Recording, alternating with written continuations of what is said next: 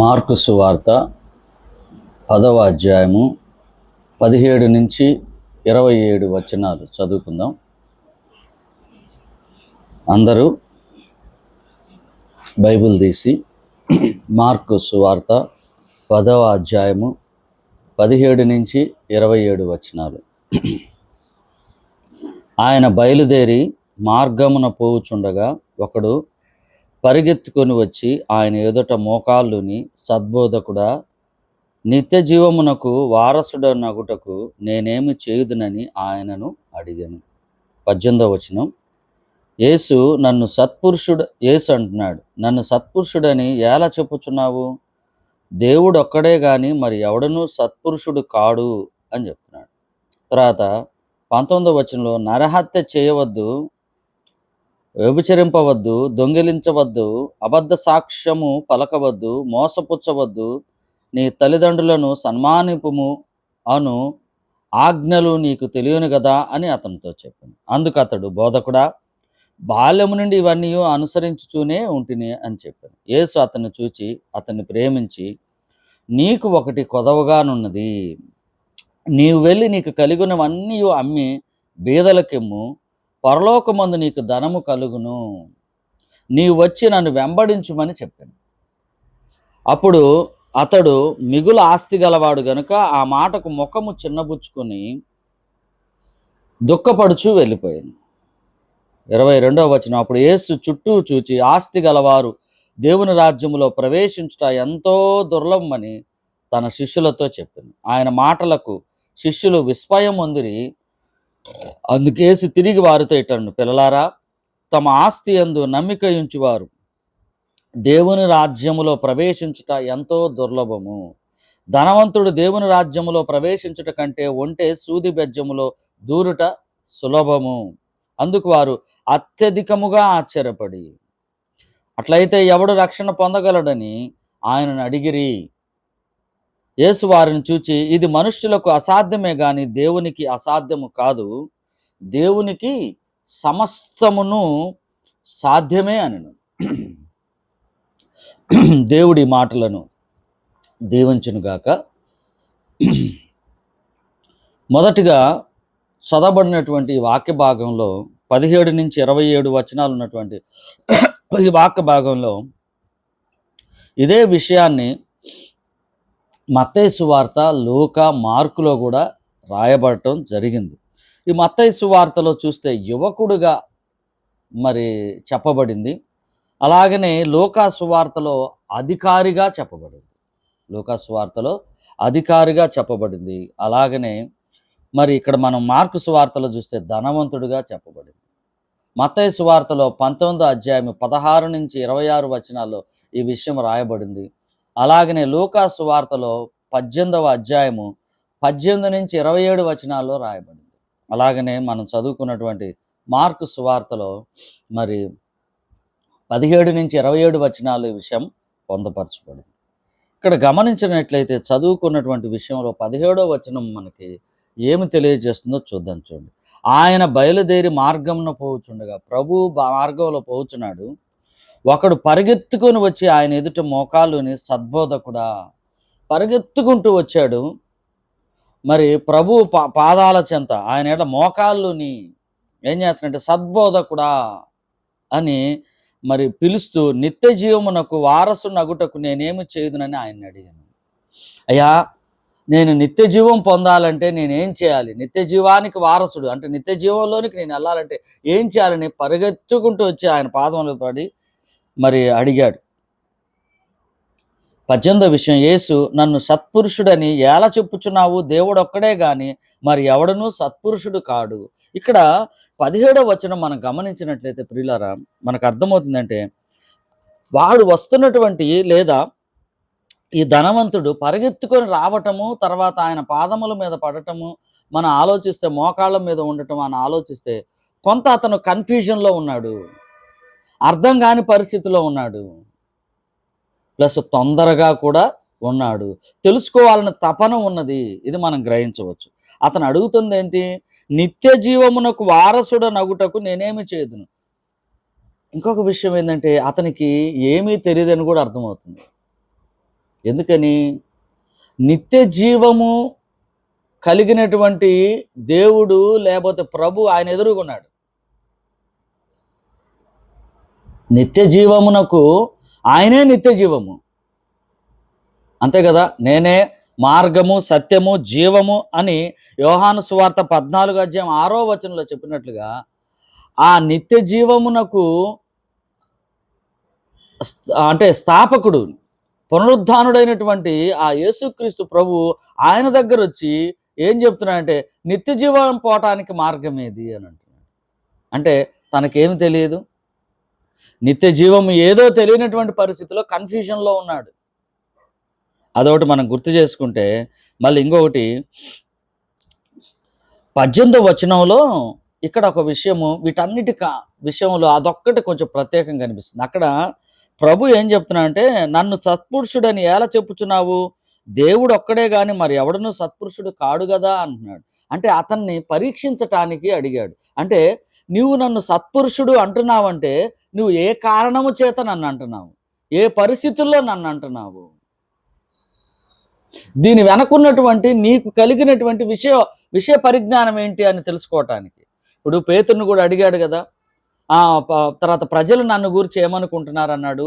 పేతురేమో, అయ్యా నీవేనయ్యా మరి నిత్యజీవ మాటలు కలిగినటువంటి వాడవు, నీవు తప్ప మేము ఎక్కడికి వెళ్తాం, నీవే సజీవుడైనటువంటి దేవుని కుమారుడువి అని గ్రహించారు. అంటే వాళ్ళకి కొంతవరకు అర్థమైంది, సంపూర్ణంగా కాకపోయినా. ఇతనికి అసలు ఏమీ అర్థం కాలేదు. ఇతను సద్బోధకుడా అని ఎందుకు పిలిచాడంటే అందరూ పిలుస్తున్నారు అనేటువంటి ఉద్దేశంతో పిలిచాడు. సద్బోధకుడా అని పిలిచాడు, బోధకుడా అని పిలిచాడు. అంతేగాని ఇతనికి ప్రభువుని సద్బోధకుడా అంటే సద్బోధకుడు అవటానికి అర్హత నీకే ఉన్నది, ఇంకెవరికి లేదు అనేటువంటి విషయ పరిజ్ఞానం తనకి లేదు. మామూలుగా ఉచ్చరించాడు. దానికోసం నీకు ఎంతవరకు తెలుసు అని చెప్పటానికి దేవుడు అడిగాడు, ప్రభు అడిగాడు అతన్ని. అడిగినప్పుడు అతను దానికి సమాధానం ఇవ్వలేదు. అయితే ప్రభువే చెప్పుకుంటూ వెళ్తున్నాడు, ఏమని? నరహత్య చేయవద్దు. అప్పుడు అడుగుతున్నాడు నేనేమి చేయాలన్నప్పుడు దానికి జవాబుగా ప్రభువు చెప్తున్నాడు, నరహత్య చేయవద్దు, వ్యభిచరింపవద్దు, దొంగిలించవద్దు, అబద్ధ సాక్ష్యం పలకవద్దు, మోసపుచ్చవద్దు, నీ తల్లిదండ్రులను సన్మానింపుము అను ఆజ్ఞలు నీకు తెలియను కదా అని అతనితో చెప్పాను. అందుకు అతడు, బోధకుడా, బాల్యము నుండి ఇవన్నీ అనుసరించుచూనే ఉంటిని అని చెప్పాను. ప్రభు తనకు ధర్మశాస్త్రములో ఉన్నటువంటి విషయాలు మొత్తం అతనికి చెప్పాడు. అంటే ఒకవేళ ఇతను యూదుడై ఉండొచ్చు, ఎందుకంటే ఇవన్నీ ధర్మశాస్త్రములో ఉన్నటువంటి పాత నిబంధన గ్రంథములో ఉన్నటువంటి విషయాలు కాబట్టి ఇవన్నీ చేయాలని నీకు తెలియదా, ఇవే కదా అన్నట్టుగా చెబితే తాను ఏం చెప్తానంటే, అయ్యా నేను ఇవి బాల్యము నుండి ఇవన్నీ అనుసరించుచూనే ఉంటిని అని చెప్పాడు. బాల్యం నుంచి ఇవన్నీ చేస్తున్నాడంట. చూద్దాం, చూడండి 21వ వచనంలో, యేసు అతన్ని చూచి అతన్ని ప్రేమించి, తను చూశాడు, ప్రేమించాడు. అంటే తనలో ఉన్నటువంటి అజ్ఞానాన్ని ఆయన మరి ఎంతగా అనుకున్నా అంటే ప్రేమతో తనను ఆ అజ్ఞానాన్ని చేదరించుకోలేదు, కానీ తనకు తెలియజేస్తున్నాడు. ఏమని? నీకు ఒకటి కొదవగానున్నది, నీవు వెళ్ళి నీకు కలిగి ఉన్నవన్నీ అమ్మి బీదలకిమ్ము, పరలోకమందు నీకు ధనము కలుగును, నీవు వచ్చి నన్ను వెంబడించమని చెప్పాను. అతనికి ఒకటి కొదవగా ఉన్నదంటండి. ఇది జ్ఞాపకం చేసుకుంటా. నీకు ఒకటి కొదవగా ఉన్నది. ఏంటి కొదవగా ఉన్నది? ఆలోచించేద్దాం, చెప్పండి. ఈ ఒకటి కొదవగా ఉన్నది అన్నాడు. అంటే పైనున్నవన్నీ చెప్పాడు. ఏమని చెప్పాడు? అబద్ధ సాక్ష్యం అని, నరహత్య, వ్యభిచారం అని చెప్తే అవన్నీ చేశాడని చెప్పాడు. ప్రభు అన్నాడు అంటే ఒకటి కొదవగా ఉన్నది. ఒకటి కొదవగా ఉందంటే దాని అర్థం 99 చేశాడని కాదు. అతను ఏది తన దగ్గర ఉండాలో అది కొదవగా ఉన్నది. కొదవగా ఉన్నది లేదు. ఏది కొదవగా ఉన్నది? ఒకసారి చూద్దాం, చూడండి. మనం ఆలోచన చేస్తే ప్రియులారా, మత్తయి సువార్త 6వ అధ్యాయం 24వ వచనం కానీ, లూకా సువార్త 16 అధ్యాయం 13 వచనాలు కానీ, అక్కడ దేవుని యొక్క వాక్యం ఏం సెలవిస్తుంది? ఎవడునూ కూడా ఇద్దరు యజమానులకు దాసుడుగా ఉండనేరడు అనుంది. ఇద్దరు యజమానులకు దాసుడుగా ఉండనేరడు అనుంది. అంటే ఇక్కడ ఏమంటున్నాడు? ఇతను ధనవంతుడు. ఇక్కడ ఇతని గురించి మనం చెప్పాలంటే కింద వచనం చదివితే గానీ మనకు పై ఉన్న విషయం అర్థం కాదు. చూద్దాం, చూడండి 22. అతడు ప్రభు ఆ విషయం చెప్పాడు, అయ్యా నీ దగ్గరున్న ధనాన్ని మొత్తం దానం చేయన్నాడు. అప్పుడు ఏం చెప్తున్నాడు, అతడు మిగులు ఆస్తి గలవాడు గనుక ఆ మాటకు ముఖము చిన్నబుచ్చుకొని దుఃఖపడుచు వెళ్ళిపోయాను. ప్రభు ఏం చెప్పాడు, నీ దగ్గర ఒకటి తక్కువగా ఉన్నది, కొదవగా ఉన్నది. ఆ కొదవగా ఉన్నది ఏదంటే ఆ డబ్బు ఉన్నది, అది మొత్తము కూడా ఎక్కువగా ఉన్నది. దాన్ని ఏం చేసేయి, బీదల కోసం ఖర్చు పెట్టేసేయి, ఇక నన్ను వెంబడించన్నాడు. అప్పుడు అతను ఏమన్నాడు, చిన్నబుచ్చుకున్నాడు, దుఃఖపడ్డాడు, వెళ్ళిపోయాడు. యాక్చువల్‌గా దేవుని యొక్క వాక్యం ఏం చెప్తుంది? ఇద్దరు యజమానులకి నీవు సేవకుడుగా ఉండలేవు. ఇక్కడ ఇతను బాధపడి, అలిగి లేతే దుఃఖపడి వెళ్ళిపోయాడంటే దేని నిమిత్తం వెళ్ళిపోయాడు? ధనము నిమిత్తం వెళ్ళిపోయాడు. ప్రభు ఏం చెప్తున్నాడు? నీకు కొదవగా ఉన్నది ఏందో తెలుసా? ప్రభు నీలో లేకపోవటం. ప్రభు యొక్క వాక్యం ఏం చెప్తుంది? ఇద్దరు యజమానులు. ధనం అనే ఒక యజమాని, ప్రభు అనే ఒక యజమాని. ఇద్దరు యజమానుల్లో నువ్వు ఇద్దరికీ సేవకుడుగా, దాసుడుగా ఉండలేవు. ఎవరికో ఒక్కరికే ఉండాలి. అయితే ఈయన కొదవగా ఉన్నది ఏంటిది? ప్రభువుకి దాసుడుగా లేడు. కానీ కోరుకుంటుంది ఏంది? నిత్య జీవం కోరుకుంటున్నాడు. కానీ ఇతను ఉన్న దేంట్లో ఉన్నాడు? దేనికి దాసుడుగా ఉన్నాడు? ధనానికి దాసుడుగా ఉన్నాడు. నిత్య జీవానికి దూరంగా ఉన్నాడు. అయితే ఇక్కడ గమనించవలసిందంటే కొదవగా ఉన్నది ఏంటిది? అతను ఫౌండేషన్‌లోనే, బేస్ మట్టంలోనే అతను తేడాగా ఉన్నాడు. దేంట్లో తేడాగా ఉన్నాడు? అతను ఆ ధనవంతుడు లేదా ఆ యువకుడు, ఆ అధికారి, అతను పునాది దేని మీద ఉండాలి? ప్రభువు మీద ఉన్నట్లయితే అతను ధనాన్ని కూడా పక్కన పెట్టి సంపూర్ణంగా అన్నీ చేసేవాడు. తిరిగి అతనికి నిత్య జీవమై ఉన్నటువంటి పునరుద్ధానుడైనటువంటి యేసు ప్రభు ఆయనకు తెలిసిపోయేవాడు. అతను గాబరా పడి ఉండేవాడు కాదు. తెలియనటువంటి పరిస్థితుల్లో గలిబిలై ఉండేవాడు కాదు. కానీ ఇక్కడ అతనికి కొదువై ఉన్నది ఏంటిది అని మనం ఆలోచన చేస్తే, అతనికి పునాదే కొదువై ఉన్నది. పునాది ఎవరు? ప్రభువు మీద లేదు. బండ మీద అతని యొక్క పునాది లేదు. ఇసుక మీద ఉన్నది. మనకు తెలుసు కదా, మత్తయి సువార్త 7:24 బండ మీద కట్టబడినటువంటి ఇల్లు ఎలాగున్నది? గాలి వచ్చింది, వాన వచ్చింది, తుఫాను వచ్చినప్పటికి అది ఎలా ఉంది? స్థిరంగా నిలబడింది. ఇసుక మీద కట్టబడినటువంటి ఇల్లు ఎలా ఉన్నది? అలాగనే గాలి, వాన, తుఫాను వచ్చినప్పుడు అదేమైపోయింది? పాడైపోయింది. దాని పాటు గొప్పది అని చెప్పాడు. దాని దెబ్బ చాలా ఎక్కువ జరుగుతుంది. ఇక్కడ కూడా మనము నీకు ఒకటి కొదవగా ఉన్నది అంటే అన్నీ చేశాడని కాదు. అతను దేన్ని ఆధారం చేసుకొని చేశాడు? ప్రభువుని ఆధారం చేసుకొని కాదు, ధనాన్ని ఆధారం చేసుకొని తన సొంత క్రియల ద్వారా పరలోకానికి వెళదామని ఆలోచన చేశాడు. మరి ప్రభు దగ్గరికి ఎందుకు వచ్చాడు పరిగెత్తుకుంటే? ఇంక ఏమి చేయాలి? అతనికి నిశ్చయిత లేదు, రక్షణ నిశ్చయిత లేదు. నేను నిత్య జీవానికి వెళ్తాననేటువంటి ఇంకా ఏమి చేయాలి అనేటువంటి నిశ్చిత అనేది తనకి రాలేదు. అంటే తను ఏమనుకుంటున్నాడంటే, నిత్య జీవం పొందటానికి తన స్వకీయ క్రియలు చేయటం వలన నేను వెళ్తానని అనుకుంటున్నాడు. ప్లస్ తను ఏదో ఆధారం చేసుకుని ఆ క్రియలన్నీ చేశాడు? ధనమును ఆధారము చేసుకుని ఆ క్రియలు చేశాడు. ప్రభువును ఆధారం చేసుకుని ఆ క్రియలు చేయలేదు. తను ఏమనుకుంటున్నాడు?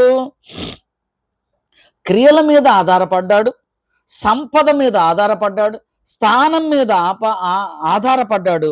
మంచితనము వలన నేను వెళతాను అనుకున్నాడు. మంచితనం వలన నేను వెళతాను, అందరికీ సహాయం చేయటం వల్ల నేను నిత్య జీవానికి వెళ్తానని అనుకున్నాడు. ఇది ఎంత మరి తెలియనటువంటి పరిస్థితి, అజ్ఞానంలో ఉన్నటువంటి పరిస్థితి. ప్రభు అప్పటికి ఏం చెప్తున్నాడు అతన్ని? 21వ యేసు అతన్ని చూచి అతన్ని ప్రేమించి, చూడండి ప్రియులారా, అతన్ని ప్రేమించాడు. అంటే తన అజ్ఞానములో ఉన్నాడని తనకు తెలియపరిచాడు. ఏమని పరిచాడు? నీ దగ్గర ఉన్నటువంటి ఆస్తిని అమ్మి అది పేదలకు పంచిపెట్టి తిరిగి నన్ను వెంబడించు అన్నాడు. అంటే నువ్వు ఇప్పుడు ఎవరిని ఆధారం చేసుకోవాలి? ప్రభువుని ఆధారము చేసుకొని నువ్వు చేసే ప్రతి ఒక్కటి కూడా నిత్య జీవానికి నడిపిస్తుంది. నన్ను వెంబడించంటే నిత్య జీవాన్ని వెంబడించు. నిత్య జీవం దగ్గరికి పరిగెత్తుకుంటూ వచ్చాడు. కానీ నిత్య జీవం ఎవరో తెలియనటువంటి పరిస్థితిలో గలిబిల్లో ఉండి మోకాళ్ళ మీద పడ్డాడు. సద్బోధకుడు అన్నాడు. సద్బోధకుడు ఎందువలన అవుతున్నాడో కూడా తెలియదు. కేవలము నోటికొచ్చింది ఉచ్చరించాడు కానీ సద్బోధకుడుకు ఆయనలో ఉన్నటువంటి గొప్ప విషయాన్ని గ్రహించలేకపోయాడు. సద్బోధకుడు ఒక్కడే ఉన్నాడని మరి పరమ ప్రభువు చెప్తున్నాడు, అయినా విననటువంటి పరిస్థితి. అయితే ఇక్కడ మనం గమనించినట్టయితే అతడు మిగులు ఆస్తి గలవాడు గనుక ఆ మాటకు ముఖము చిన్నబుచ్చుకొని దుఃఖపడ్డాడు, వెళ్ళిపోయాడు వెనక్కి. తిరిగి వెనక్కి వెళ్ళిపోయాడు. తర్వాత చూద్దాం చూడండి. ఆయన మాటలకు శిష్యులు విస్మయం పొందిరి.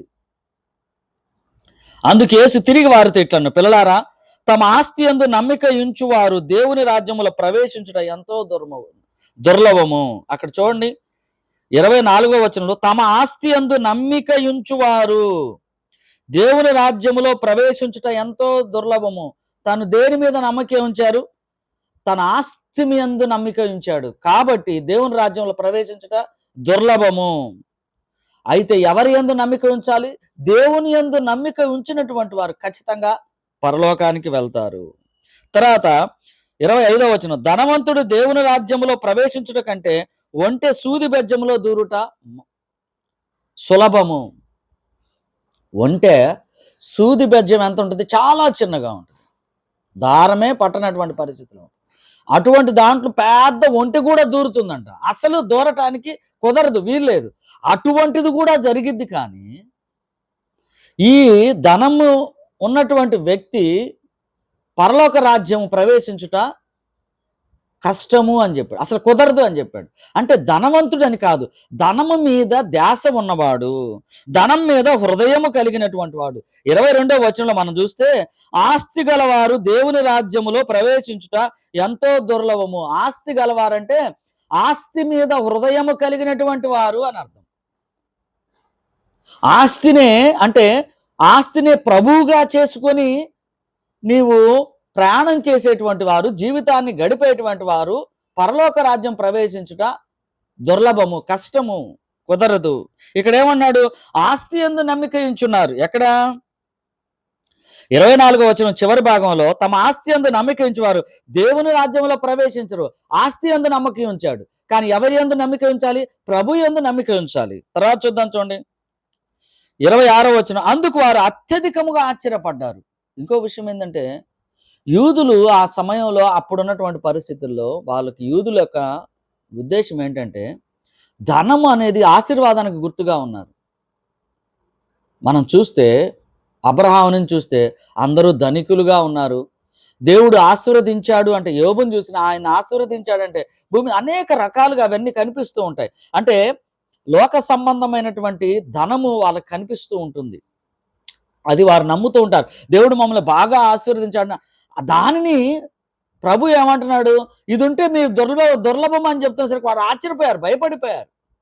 ఇదేందయ్యా, మాకు ఇది ఆశీర్వాదం కదా, ఇది ఉంటే మేము పోలేమంటున్నాడు ఏందని. యాక్చువల్గా ప్రభువు చెప్తుందంటే, ధనం ఉంటే పోలేమని కాదు, ధనం మీద ధ్యాస ఉంటే, ధనం మీద హృదయం ఉంటే, ధనాన్ని ఆధారం చేసుకుంటే, ప్రభువును నమ్మకుండా ఉంటే.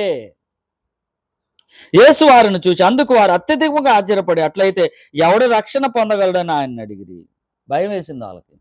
అయ్యా, ఇంగిట్లయితే మేము ఎట్లా పోతామయ్యా, అసలు ఎవరు రక్షణ పొందగలరంటే ప్రభువు చెప్తున్నాడు, యేసు వారిని చూచి, ఇది మనుషులకు అసాధ్యమే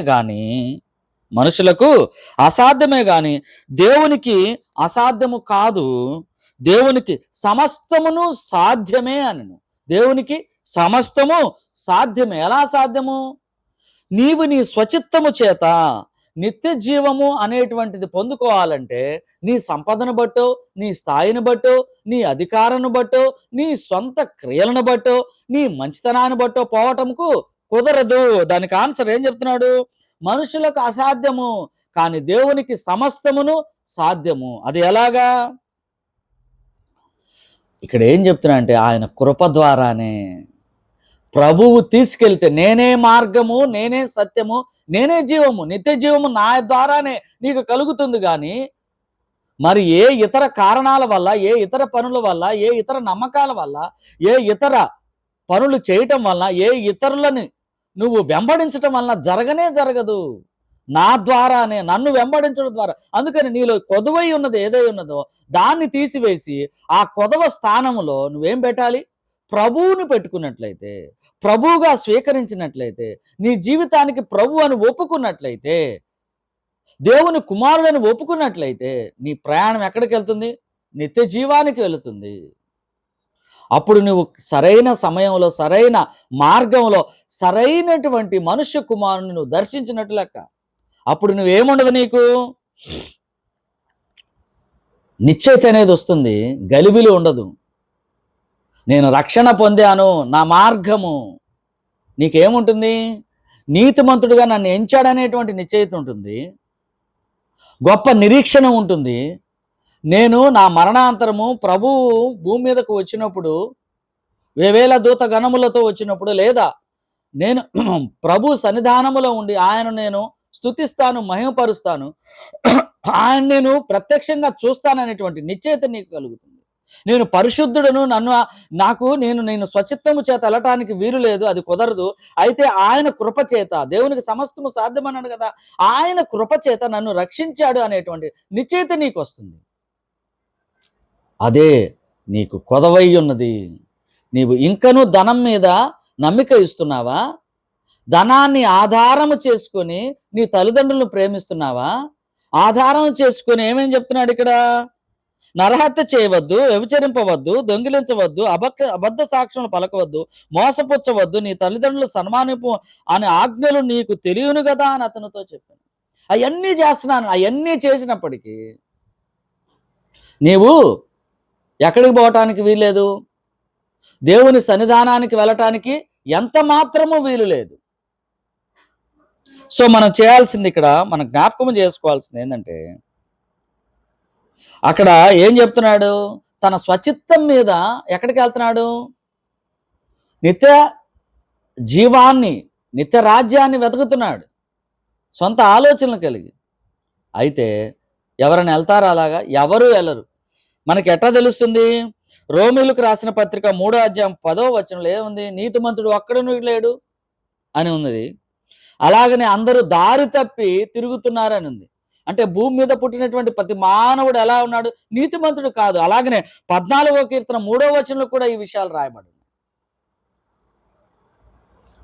మనం ఎవ్వరము నీతిమంతులము కాదు. నీతిమంతుడు పరలోక రాజ్యంలో ప్రవేశించుట కుదరదు, వెళ్ళటానికి వీల్లేదు. అయితే నీతిమంతులుగా ఎంచబడినటువంటి వాడే పరలోక రాజ్యానికి అర్హుడు. మరి నీతిమంతులుగా ఎంచబడాలి అంటే మన స్వకీయ క్రియల వలన మనం వెళ్ళటానికి వీల్లేదు. అయితే దేవాతి దేవుడు తన కుమారుణ్ణి మనుష్య కుమారుడుగా భూమి మీదకు వచ్చి, ఆయన మరణము తర్వాత పునరుద్ధానం ద్వారా మన పాపములకు ప్రాయశ్చిత్తముగా ఆయన చేసినటువంటి సిలువ కార్యము ద్వారా ఆయన మనల్ని ఉచితముగా నీతిమంతులుగా ఎంచటం ద్వారా, గొప్ప నిరీక్షణ మనకు కలుగజేయటం ద్వారా మనము ఎవరి చెంత చేరాము? ఆయన కృప ద్వారానే, ఆయన ద్వారా పరలోకానికి తండ్రి సన్నిధానములో చేరటానికి అర్హులము, అర్హత సాధించాము. ఎవరి మీద నమ్మకం పెట్టుకొని? ప్రభువు మీద నమ్మి. నీకు కొదవై ఉన్నది ఏందో జ్ఞాపకం చేసుకుందాం. ఈరోజు ఈ దినము వాక్యం వింటున్నటువంటి నీవు నేను ఎవరు వింటున్నా కానీ నీలో కొదవ ఏది ఉన్నది? ఏమున్నది కొదవ? ప్రభువు కొదవ ఉన్నది. నీలో ప్రభువు లేడు, నీ కుటుంబంలో ప్రభువు లేడు, నీ సంఘములో ప్రభువు లేడు, నీ సంఘాన్ని నడిపిస్తున్నటువంటి సేవకుల్లో ప్రభువు లేదు. ఉన్నదేందో తెలుసా? ధనము. ధనం ఉంటే నీ సేవకుడు పరలోకానికి వెళ్ళడు. ఆ సేవకుని దగ్గర ఉన్నటువంటి సంఘములో ఉన్నటువంటి మీరు కూడా అదే ఆలోచనలో వెళ్తారు.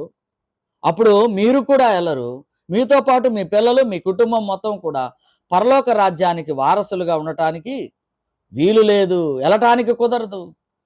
నీ స్వచిత్తము చేత, స్వకీయ క్రియల చేత నువ్వు వెళితే వెళ్ళటానికి లేదు. నీ నమ్మకం దేని మీద ఉంది? అదే నీ కొదవైనది. జ్ఞాపకం చేసుకుందాం. చివరిగా 4 విషయాలు మనం చూసుకుందాం, పరీక్ష చేసుకుందాం. ఈ దినము నీతో నాతో మాట్లాడుతుంది ఏంటంటే, నువ్వు ఏ స్థానంలో ఉన్నావు? నిజంగా నా భద్రత దేవునిలోనా లేక ధనములో ఉన్నదా? నేను దేవుణ్ణి ఎలా చూస్తున్నాను? ధనము అనేటువంటి పునాది మీద నుంచి చూస్తున్నానా? బండ అనేటువంటి యేసుక్రీస్తు మీద చూస్తున్నానా? ఇసుక మీద చూస్తున్నానా? బండ మీద చూస్తున్నాను. రెండోది, ఒకవేళ ఇదే విషయం నీకొస్తే, నాకొస్తే, యేసు ప్రభు నీ ధనమును విడిచిపెట్టమంటే విడిచిపెట్టడానికి నేను సిద్ధంగా ఉన్నాను. అంటే ఆ స్థానములో, ఆ పునాది స్థానంలో ప్రభువుని పెట్టుకోవడానికి నేను సిద్ధంగా ఉన్నాను. రెండవది, నా హృదయంలో దేవుని స్థానాన్ని ఆక్రమించిన విగ్రహాలు ఏమైనా ఉన్నాయా? ఇదొక్కటే కాదు, ఇంకా ఏమైనా ప్రభువును పక్కన పెట్టేసి ఇంకేమైనా విగ్రహాలు ఉన్నాయా? అంటే నేను ఇష్టపడేటువంటి ఏమైనా ఉన్నాయా? నాలుగోది, రక్షణ నా క్రియన వలన కాదు, దేవుని కృప వలన అని నేను నమ్ముతున్నానా లేదా? నీకు ఇచ్చినటువంటి రక్షణ, నాకు ఇచ్చినటువంటి రక్షణ నీ సొంత చిత్తం మీద రాలేదు. దేవుని కృప వలన ఆయన కుమారుణ్ణి దేవుని కుమారుడని ఎన్నుకొని ఆయన్ని వెంబడించడం వలన మాత్రమే వచ్చింది. కానీ నువ్వు చేసినటువంటి క్రియలు, దాన ధర్మాలు, నీ తల్లిదండ్రులు ప్రేమించడం, ఇవన్నిటి వలన నీకు దక్కదు. ఇది జరగని పని, ఇది కుదరదు. సూదిలో ఒంటైనా దూరుతుందేమో కానీ నువ్వు వెళ్ళటానికి కుదరదు అని చెప్తున్నాడు. అది నేనే మార్గము, సత్యము, జీవమైనటువంటి యేసుక్రీస్తు ప్రభు ద్వారానే నువ్వు వెళ్ళవలసిన వాడవి. నీవు కొదువుగా ఉన్న దాన్ని సరి చేసుకోవాలి. నీ గృహాన్ని ఎక్కడ కట్టుకోవాలి? యేసుక్రీస్తు అనేటువంటి బండ మీద కట్టుకోవాలి. ఇసుక మీద అనేటువంటి ధనం మీద కట్టుకుంటే నువ్వు వెళ్ళటానికి వీలు కుదరదు, వెళ్ళటానికి వీలు లేదు. ఉదయకాల సమయంలో దేవుడు నీతో మాట్లాడుతున్నాడు. నీవు కొదువుగా ఉన్నది ప్రభువా, లేకపోతే ధనము సంపూర్ణంగా ఉన్నదా? అయితే నువ్వు వెళ్ళలేవు, నీవు గలిబిలవుతావు, నీకు నిశ్చయిత లేదు.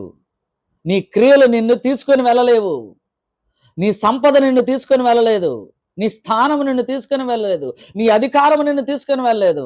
దా ప్రభు దగ్గరికి, ప్రభు చెంత మోకాళ్ళునయ్యా, నాకు కొదవై ఉన్న దాని స్థానములో నేను నిన్ను పెట్టుకుంటున్నాను, నేను నిన్ను నమ్ముతున్నాను, నీవు నిజమైన దేవుని కుమారుడు, నీవు తప్ప నన్ను పరలోక రాజ్యానికి తీసుకెళ్లే వాళ్ళు ఎవరూ లేవు, నీవే మార్గము, నీవే సత్యము, నీవే జీవమని నీవు ఆయన మోకాళ్ళ మీద పడి ఆయనను వేడుకుంటే ఇప్పటికైనా నీవు దేవుని రాజ్యములో వారసుడిగా ఉండటానికి అర్హత సాధిస్తావు.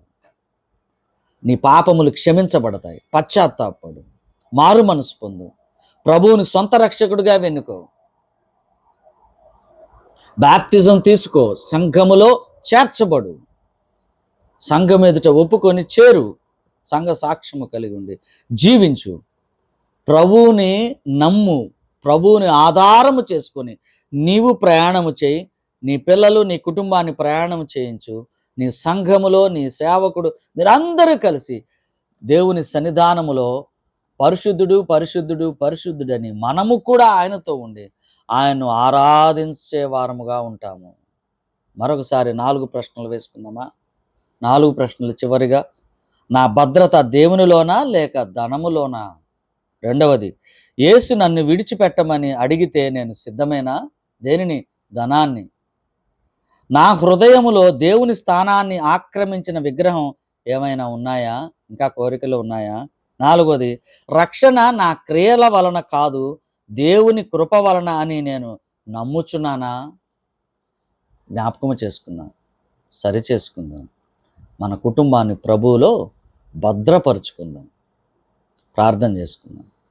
కృపా కనికరం కలిగిన మా దేవా, మా తండ్రి, స్తోత్రం నాయన. ఉదయకాలం వేళ మీ పాద సన్నిధానములో మరొక మారు మేము జ్ఞాపకము చేసుకుని స్తుతిస్తున్నాం. మీ కుమారుని ద్వారా మాకు ఇచ్చినటువంటి రక్షణ బట్టి స్తోత్రం. ఇంతవరకు మీరు మాతో మాట్లాడిన ప్రతి మాటను బట్టి స్తోత్రం. ధనము అనేటువంటి నాయన మరి అపవాదిని మేము నాయన ఆ యజమానుని మేము నాయన పూజిస్తూ ఉంటే, ఇంకా తనను వెంబడిస్తూ ఉంటే మమ్మల్ని క్షమించండి.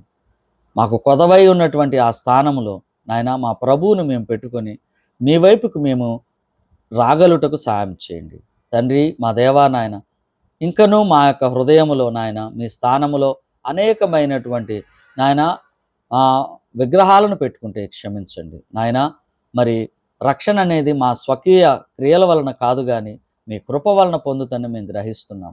ఆ విధంగా గ్రహింపు కలిగి ఉంటకు సహాయం చేయండి తండ్రి. మా దేవా నాయన, మీరు మమ్మల్ని నాయన ధనమును తీసివేసుకొని నన్ను వెంబడించు అంటే మేము దాన్ని వదిలివేసుకోవటానికి సిద్ధముగా ఉండేటట్టు మమ్మల్ని స్థిరపరచమని వేడుకుంటున్నాం తండ్రి. మా దేవా నాయన, ఎల్లప్పుడూ మీ మార్గములో ఉండగలుగుటకు సాయం చేయండి. మీరు ఈ దినం మీరు మాతో మాట్లాడుతున్న ప్రతి మాటను మా కోసం మీరు మాట్లాడారు, మేము సరి చేసుకుని మీ వైపుకి తిరగలుగుటకు సాయం చేయమని.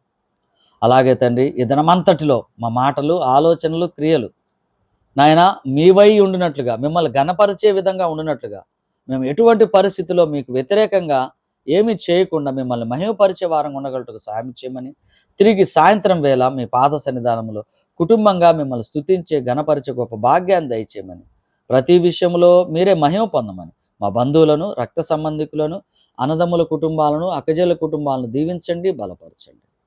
మా ఈ ప్రార్థన మీ పాదముల చెంత ప్రియకుమారుడు మందరి ప్రియ రక్షకుడైన ప్రభువైన యేసుక్రీస్తు వారి అతి ఘనమైన పరిశుద్ధమైన నామములో అడిగి వేడుకుంటున్నాము తండ్రి. ఆమేన్.